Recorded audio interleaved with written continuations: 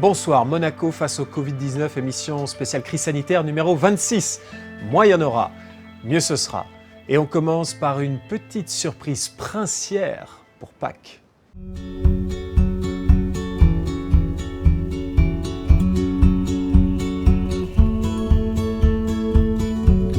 En ces temps difficiles et troublés, nous voulions simplement vous souhaiter, au nom de notre famille et de nous-mêmes, de très joyeuses Pâques.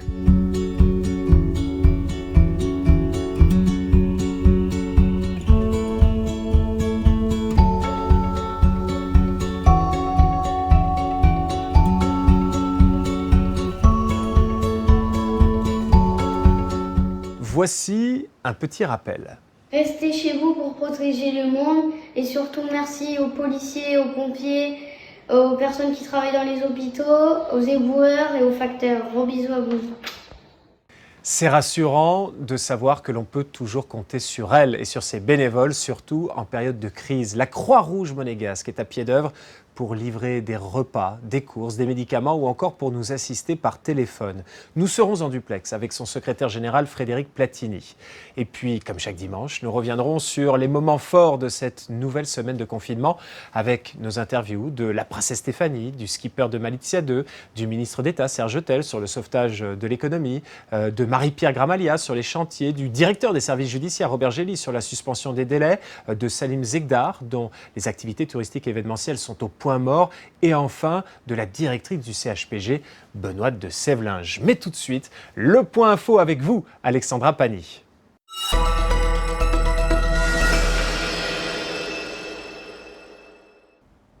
Bonsoir Yann Anthony. Pour débuter ce point information, je vous propose de revenir sur certaines mesures évoquées cette semaine. Et tout d'abord, cette annonce de vendredi du gouvernement, le confinement a été prolongé jusqu'au 3 mai inclus. En ce week-end pascal et début de vacances scolaires, les contrôles de police ont également été renforcés sur le territoire et aux frontières de la principauté. Et autre point annoncé cette semaine, le nouveau dispositif de soutien aux petites sociétés d'un montant de 1 800 €. Je vous rappelle que pour toute question sur la situation actuelle, vous pouvez consulter le site internet mis en place par le gouvernement covid19.mc.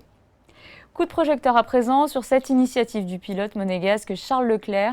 Alors que le championnat officiel de Formule 1 est actuellement interrompu, 6 pilotes de F1 ont décidé de participer à une nouvelle série e-sport, Race for the World, pour aider le Fonds de solidarité Covid-19 de l'Organisation mondiale de la santé. Une première soirée de course s'est déroulée samedi soir en direct sur le Twitch du pilote Ferrari. Les pilotes de F1 Alexander Albon, Lando Norris, George Russell, Antonio Giovinazzi et Nicolas Latifi ont pris le volant face au Monégasque et à son frère Arthur Leclerc. Le reste de la grille était composé de pilotes de F2, F3, Formule E et Super Formula, ainsi que du gardien de but international belge Thibaut Courtois. L'objectif est d'atteindre après les 3 événements la somme de 100 000 $. Prochain rendez-vous le mardi 14 et le vendredi 17 avril à 19 h sur Twitch. Et vous pouvez à tout moment faire des dons sur le site de cagnotte solidaire tiltifi.com. Et un dernier point d'information pour parler d'une autre action qui n'est pas liée cette fois à la crise sanitaire actuelle. Beyond Plastic Med lance un appel à projets pour réduire la pollution plastique dans les îles de Méditerranée. Des projets sur 2 ans qui débuteront au mois d'octobre 2020. Les entités ont jusqu'au 21 juin pour candidater sur le site beyondplasticmed.org. Merci Alexandra. Nous retrouvons à présent le secrétaire général de la Croix-Rouge, bien entendu en première ligne dans cette crise sanitaire et peut-être cette crise sociale qui s'annonce. Bonsoir Frédéric Platini. Bonsoir. Avec vous, nous allons donc revenir sur les différents domaines d'intervention de la Croix-Rouge dans le cadre de cette crise du Covid-19. On sait, la Croix-Rouge, ça repose essentiellement sur des bénévoles, des gens qui participent à une belle action. Vos moyens humains aujourd'hui, sont-ils suffisants ? Ils sont suffisants et on peut répondre à un accroissement si nécessaire. Aujourd'hui, on avait 600 bénévoles avant la crise, on risque d'en avoir 700 après la crise, ce qui veut dire qu'on a mobilisé de nouvelles volontés, et ça c'est très positif, et pas mal de jeunes qui se rapprochent de la Croix-Rouge, ce qui est encore plus positif. Et aujourd'hui, sur ces 600 bénévoles, on utilise une 50aine de personnes. Ça veut dire qu'on a vraiment une réserve pour faire face. Ah d'accord, donc en fait, vous avez même 12 fois trop en fait. C'est pas suffisant, vous êtes en surcapacité. Je suis en surcapacité parce qu'une bonne partie des activités qui mobilisaient mes bénévoles ont été arrêtées. Les manifestations, les matchs de foot, les concerts, le théâtre, et là-dessus, j'avais mes bénévoles qui étaient mobilisés. J'avais aussi des bénévoles mobilisés à l'hôpital, j'avais des bénévoles mobilisés dans les maisons de retraite, donc j'ai une grande capacité à réagir et surtout un bel esprit des bénévoles qui sont sur le terrain tous les jours et vraiment on est très fiers d'eux. J'ai eu le souverain au téléphone qui est très fier et qui appuie la Croix-Rouge dans ces moments compliqués. Donc merci à eux de ma part aussi.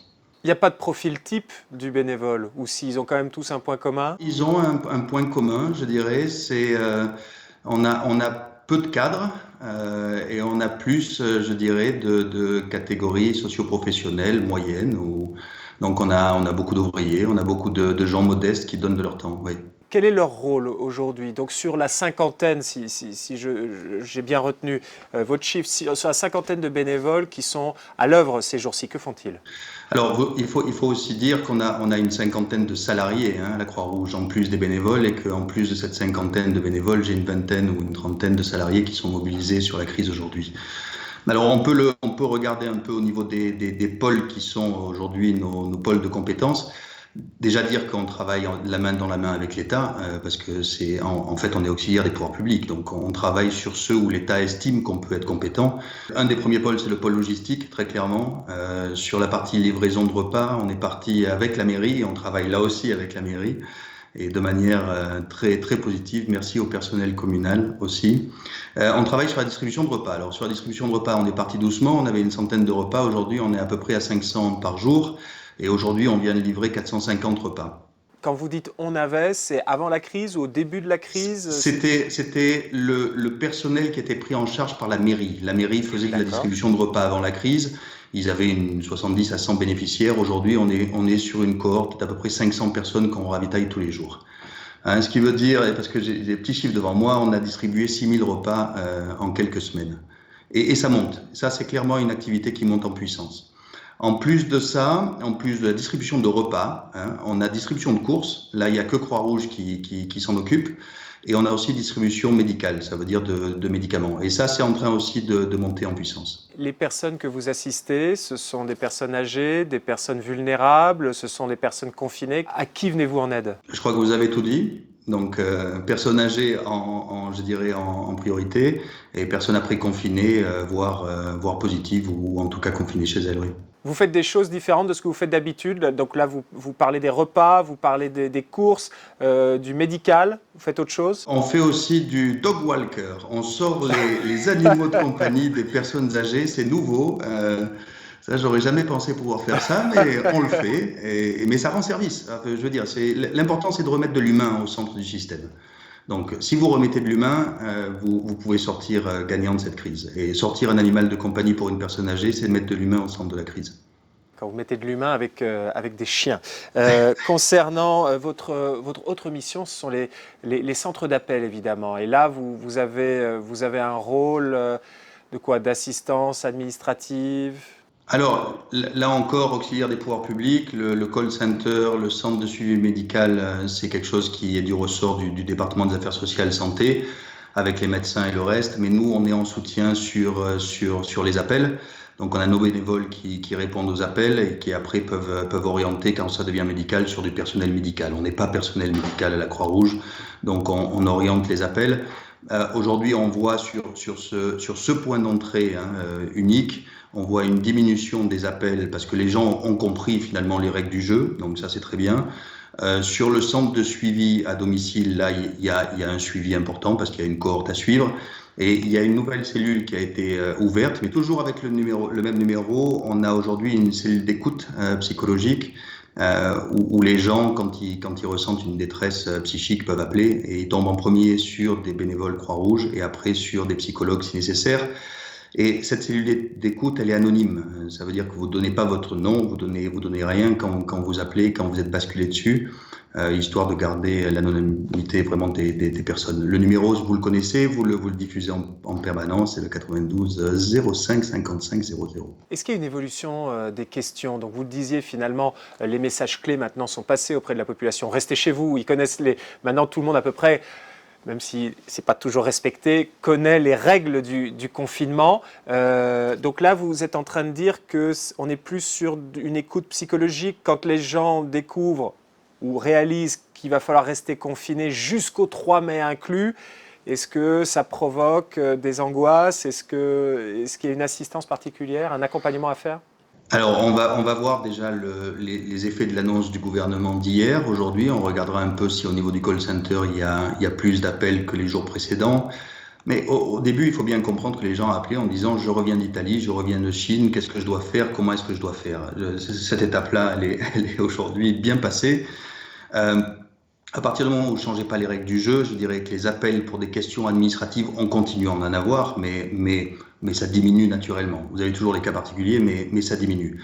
Par contre, vous avez toujours les appels d'ordre médicaux, et après, vous avez de plus en plus des personnes qui sont en détresse mentale, détresse psychique. Et donc, cette cellule, je pense qu'elle va monter en puissance. La Croix-Rouge, Frédéric Platini, vous avez également un rôle d'accompagnement social. Là, on est en plein dans la crise sanitaire, mais évidemment, il va y avoir un fort impact économique. On risque de subir une crise économique, surtout à la sortie. Dans quelle mesure votre action va être indispensable ? Alors, on avait déjà une cohorte de gens suivis.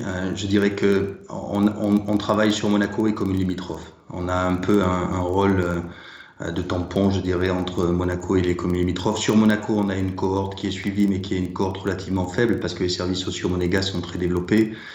Sur les communes limitrophes, on avait déjà beaucoup de travail. On a à peu près entre 700 et 1000 bénéficiaires de notre service social. La première décision qu'on a prise au niveau de la Croix-Rouge, c'est de laisser le service social ouvert dans cette période de crise. Donc aujourd'hui, notre service social est ouvert, visitable, et donc nos bénéficiaires continuent à recevoir notre aide. Dans quelle aide? Ces bénéficiaires, ils bénéficient de quel type d'aide? C'est très clair. Un service social, c'est pour pallier, je dirais, à des dépenses auxquelles les gens peuvent plus faire face. On a des problèmes de loyer, on a des problèmes de courses, on a des problèmes d'électricité, on a tous les types de problèmes, on a un problème de déménagement, on a un problème de décès même qu'on n'arrive pas à régler. Donc ça, la Croix-Rouge a toujours été dans cet accompagnement social et c'est un peu la vocation, je dirais, de toute Croix-Rouge. Ce qu'on peut anticiper clairement, c'est demain on sera focalisé sur la partie économique. Demain on sera vraiment focalisé là-dessus. Et si vous avez déjà une cohorte de 700 000 personnes que vous suivez, qu'est-ce que ça va être le demain pour ces gens-là déjà et pour la cohorte additionnelle qui va se rajouter? Et financièrement, vous aurez les moyens de faire face. Qu'en est-il du côté de la Croix-Rouge? Parce que vous vivez à la fois de financement public et de dons. Alors, subvention publique, c'est la priorité pour nous parce qu'on est subventionné pour nos salaires, mais nos actions, on doit les récupérer par rapport à nos dons et par rapport aux organisations, enfin aux événements qu'on organise. Je pense au gala, je pense à la braderie et autres. Aujourd'hui, je ne parlerai pas de tsunami, je dirais que nos donateurs nous accompagnent, les entreprises monégasques nous accompagnent. On est en train de nouer des partenariats vraiment magnifiques.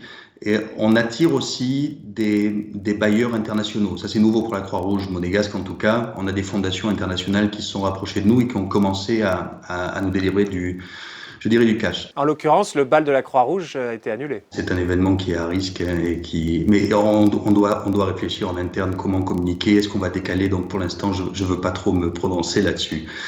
Sur maintenant les dons, je voudrais remercier déjà ceux qui les font. Et je voudrais surtout encourager ceux qui ne l'ont pas encore fait à continuer à le faire parce que c'est pas parce qu'aujourd'hui on arrive à équilibrer à peu près les dépenses et les recettes que les lendemains, une fois que la crise sera passée, je pense qu'on sera moins sur les radars et ce sera plus compliqué de récupérer les dons. Aussi bien, je dirais, pour la Croix-Rouge monégasque que pour le CHPG. Merci beaucoup Frédéric Platini, secrétaire général de la Croix-Rouge, d'avoir accepté d'intervenir dans cette émission Monaco face au Covid-19. Et bravo à la fois à votre personnel mobilisé et à tous vos volontaires. Merci pour tout ce que vous faites. Merci beaucoup. Allez, c'est parti pour les infos pratiques avec vous, Alexandra.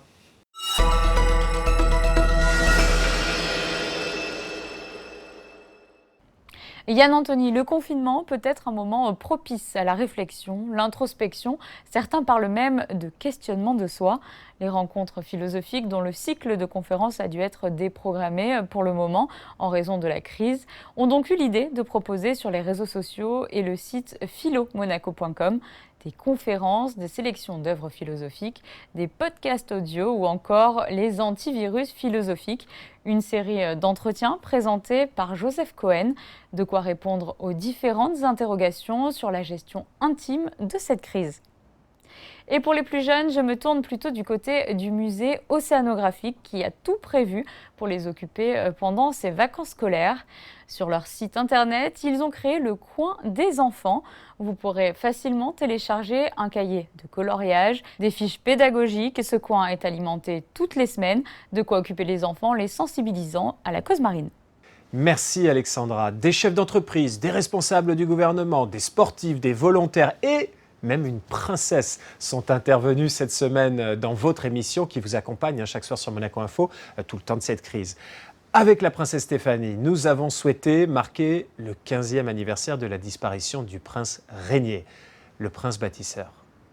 C'était une très forte personnalité et en même temps une personnalité très attachante. Oui, avant tout, c'est mon papa, mais c'est sûr que c'est un grand homme et il nous a légué, il nous a laissé tout ce qu'on a ici aujourd'hui, la qualité de vie qu'on a ici à Monaco. Il s'est battu pour que nous en profitions et les générations futures. Et je crois que c'était un grand monsieur de ce siècle et voilà, il mérite tout notre respect et le respect de chacun. Et moi, je l'aime, voilà. C'est mon papa. Il est toujours là, d'ailleurs, je pense, avec nous. Le prince Régnier avait su construire Monaco, renforcer la place de Monaco à travers les crises 62, 66, donc les crises institutionnelles, les crises politiques, les crises économiques. C'était un homme de tempête aussi? Ah oui, ça, c'était rien ne lui faisait peur. Il était d'une détermination et d'une obstination.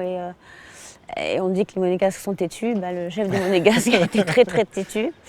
Et je pense que c'est grâce à ça, sa détermination et sa conviction.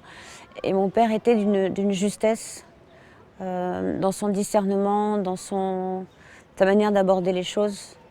Il prenait toujours des décisions justes, que ce soit envers les gens ou envers les choses, mais surtout pour son pays. Le prince Albert, votre frère, a lancé une campagne ce week-end sur les réseaux sociaux, Strong Together, avec comme mots-clés l'unité, la solidarité, le courage, la patience. Ce sont aussi des valeurs que véhiculait votre papa? Je crois que c'est le fameux mot dans cette situation qu'on vit aujourd'hui, c'est la patience et l'altruisme. Je veux dire, là, il ne faut plus penser à soi, à son petit confort et se dire j'en ai marre d'être enfermé, mais il faut penser que en respectant des règles toutes simples, c'est quoi 6 semaines dans une vie?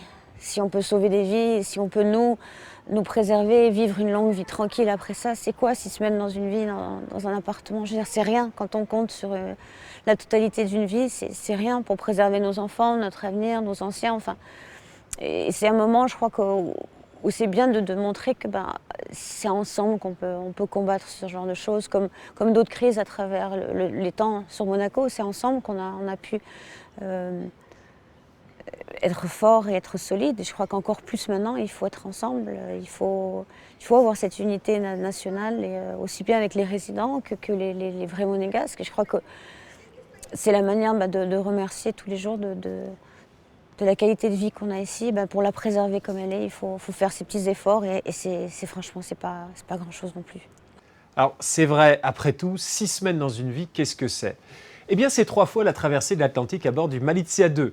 Nous avons été en duplex cette semaine avec le skipper Boris Herrmann qui avait convoyé avec Pierre Casiraghi la militante écologiste Greta Thunberg jusqu'à New York. Un voyage en confinement à 5 dans un habitacle conçu au départ pour 2 personnes. Ce qu'on peut comparer un peu à la situation aujourd'hui avec le confinement, c'est qu'on avait un petit espace très réduit.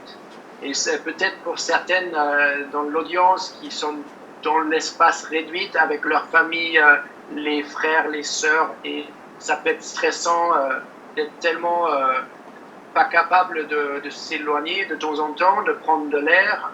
Et Donc sur le bateau, le meilleur conseil au début, c'était d'avoir des bonnes casques anti-bruit et un iPad avec des livres, avec des films, etc., ou des vrais livres, pour pouvoir s'échapper de temps en temps et se focaliser sur soi-même. Et on a eu tous cette habitude-là à bord, pendant le voyage avec Greta, et ça s'est très bien passé. Au début, je me rappelle, il y avait quand même des moments où c'était quand même un peu stressant pour tout le monde de pas savoir combien ça va durer, est-ce qu'on aura des tempêtes, il y a l'incertitude, et l'incertitude, c'est vraiment pas facile à gérer. C'est la même chose aujourd'hui avec le confinement. L'incertitude, combien de temps ça va durer, ça c'est très difficile à gérer.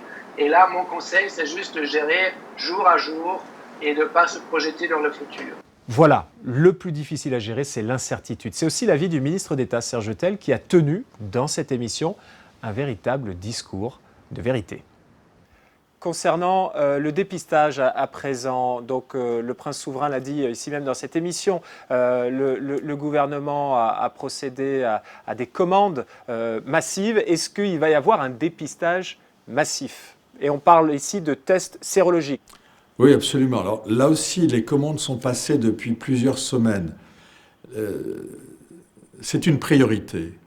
Ces tests sérologiques nous permettront d'y voir un peu plus clair. Vous parliez des facteurs de réduction de l'incertitude. Les tests, comme les masques d'ailleurs, feront partie des éléments de réduction de cette incertitude. Nous avons passé les commandes, nous avons besoin de pouvoir disposer de machines qui soient certifiées et dont l'efficacité ou la sensibilité ne puissent pas être mises en cause. Vous avez vu la situation malheureuse du pays qu'on aime tous, qui est l'Espagne, où précisément parce que leurs tests n'étaient pas suffisamment efficaces, les derniers chiffres aujourd'hui sont 13 000 morts pour l'Espagne. Donc nous ne voulons pas être dans une situation où, parce qu'il faudrait tester à tout prix, nous achetons ou nous achèterions des processus de test ou des machines à tester qui ne soient pas à la hauteur des exigences sanitaires indispensables à ce recensement de la population. Économiquement, de nombreuses entreprises sont en difficulté, évidemment, avec ce confinement et les différentes mesures de fermeture qui ont été prises, et puis avec le ralentissement général de l'économie. Quel est, Serge Autel, aujourd'hui votre objectif ? Est-ce que vous visez le zéro faillite ou vous cherchez juste à limiter la casse autant que possible ? Nous avons à faire face à une situation sanitaire très difficile, potentiellement de plus en plus difficile. Et nous avons à faire face à une situation économique et sociale potentiellement de plus en plus difficile aussi. Ce que nous souhaitons, c'est que quand nous serons prêts à relancer la machine économique, eh bien, les acteurs essentiels de la principauté seront en état de le faire, seront en état de repartir dans le travail, seront en état de reprendre leur activité économique, c'est-à-dire, oui, effectivement, nous cherchons une situation de zéro faillite. Alors, je ne dis pas que nous y arriverons, on regardera tout cela au cas par cas, mais nous ne voudrions pas, à la sortie de cette crise, qu'il n'y ait plus, par exemple, de magasins ouverts aux métropoles ou de commerces ouverts dans telle ou telle partie de Monaco, parce qu'entre-temps, et en raison de cette épidémie, eh bien, les commerçants auraient été obligés de déclarer une faillite parce qu'ils n'auraient pas pu faire face à leurs dépenses. C'est aussi pour des raisons économiques que certains chantiers ont été maintenus ou réouverts en principauté dans des conditions sanitaires très strictes, comme nous l'a expliqué la ministre de l'Équipement, Marie-Pierre Gramaglia. Nous étions avec le ministre d'État dans cette émission hier soir qui nous a expliqué pourquoi certains chantiers étaient maintenus, voire rouverts. Avec vous, on va voir comment et dans quelles conditions ils sont rouverts.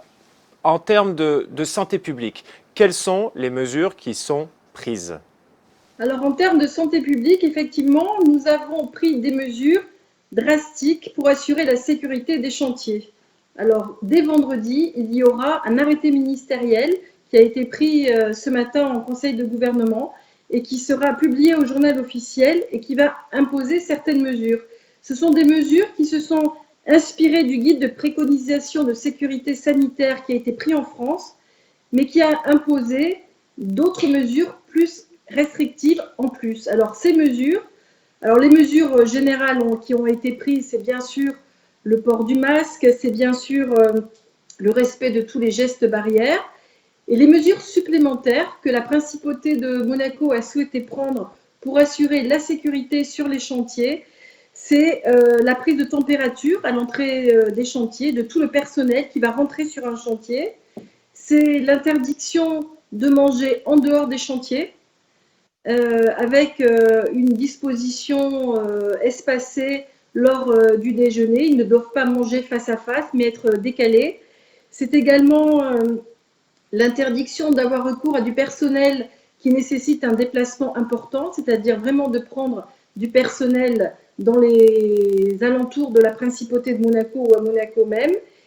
Et une mesure qui est très importante, c'est la désignation obligatoire par le maître d'ouvrage d'un référent Covid-19 qui sera en charge de vérifier, d'assurer que les mesures ont bien été respectées et qui aura tout pouvoir pour faire arrêter le chantier.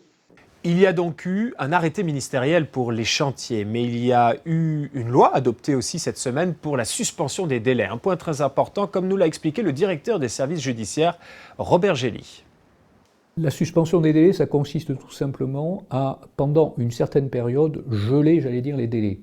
Ceux qui ont expiré avant cette période, évidemment, on ne peut pas les réouvrir, ça c'est très clair. Par contre, ceux qui ont commencé avant cette période, ils sont suspendus pendant 2 mois pour l'instant, puisque c'est ce qui a été décidé, et ils vont reprendre à l'issue de ces 2 mois, et ils vont reprendre en l'état où ils étaient.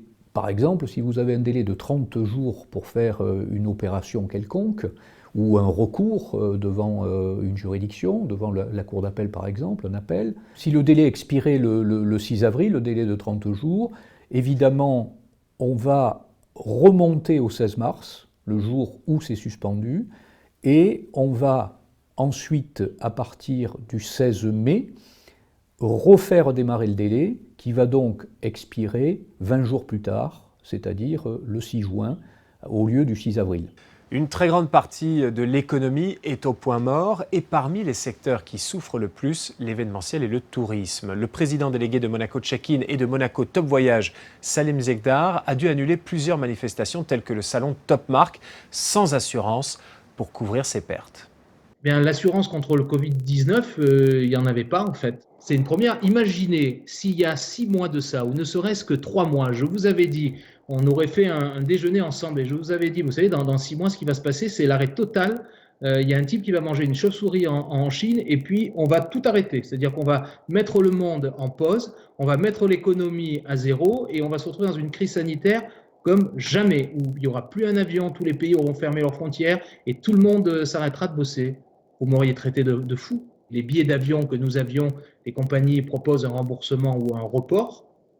Mais même le remboursement, ils ont bloqué les remboursements immédiats. Ils les ont reportés à 3 mois parce qu'ils ont aussi des problèmes de trésorerie. Parce qu'il faut savoir que le monde aérien est à l'arrêt complet. Les compagnies sont au sol, ils ne sont plus en l'air.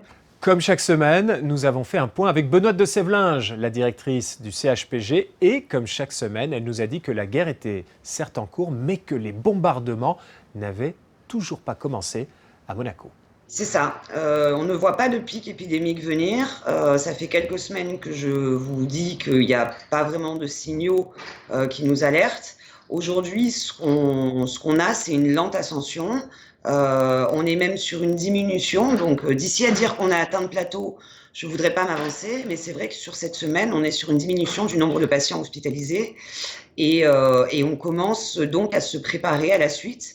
C'est-à-dire retrouver une vie normale avec des patients qui seront contaminés Covid dans la vie courante. Pour bien comprendre votre message, vous êtes en train de dire que finalement, le pic épidémique on ne le voit pas pour l'instant à Monaco. Donc vous vous préparez à pouvoir soigner les autres personnes, celles qui ne sont pas atteintes du Covid-19. Donc c'est a priori une très bonne nouvelle. En attendant, si on évite ce pic à ce stade, c'est parce que le confinement porte ses fruits, parce que la distanciation sociale porte ses fruits, mais il ne faut pas relâcher les efforts.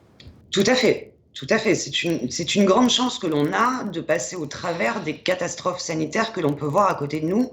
Et le confinement, le strict respect du confinement, y joue énormément.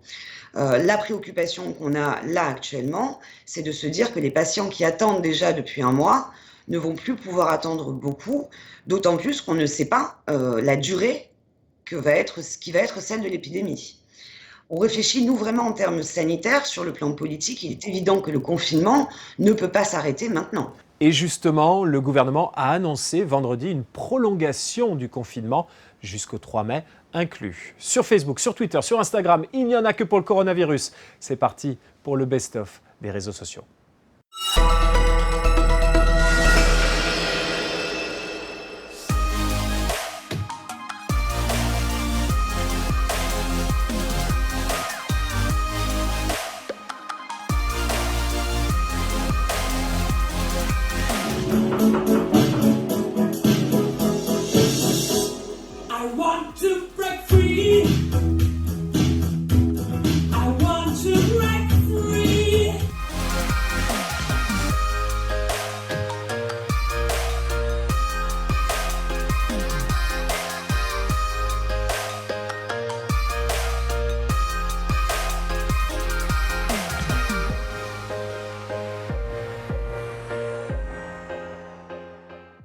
Alors j'avoue que le crâne d'œuf, je ne l'avais pas vu venir. Monaco face au Covid-19, c'est votre programme. À vous de nous alimenter en rejoignant le réseau Malizia et à nous de vous informer 7 jours sur 7 à 19h pendant cette crise. À demain sur Monaco Info.